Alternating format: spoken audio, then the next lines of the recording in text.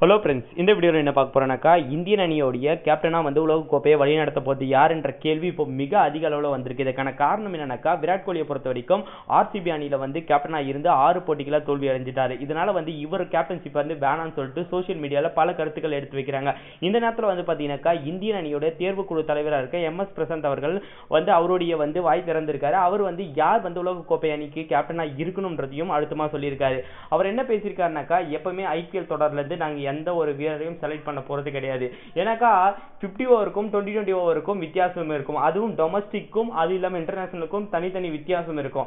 இந்த நேரத்தில் வந்து 2020 ஒரு கேப்டன் சரியா பண்ணலன்றதுனால அவர் மேல கேள்விகள் எழும்பும். 2020 ஒரு வீரர் சிறப்பா பண்ணிட்டாருன்ற அவர் அணிக்குள்ள வரணும்ன்ற கேள்விக்கும் இங்க இடமே கிடையாது.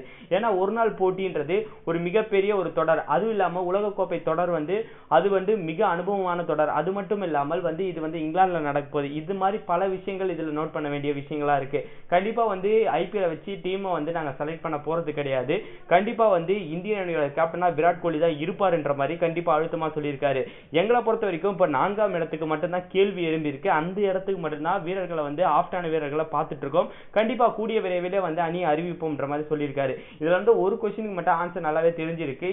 இந்தியன் அணியோட கேப்டனா உலக கோப்பைக்கு வந்து இருக்க போறது வந்து கண்டிப்பா விராட் கோலியா தான் இருக்கும். அதுல எந்த ஒரு மாற்றமும் இல்லைன்றத மட்டும் தெரிஞ்சிருக்கு. இதன் மூலியமா பாத்தீங்கன்னாக்கா இந்தியன் அணிக்கு கேப்டன் ஆகிறதுக்கான வாய்ப்புகள் அப்படின்னு சொல்லிட்டு நம்ம யூகிக்கிற விஷயங்கள் எதுவுமே நடக்க போறது இல்ல.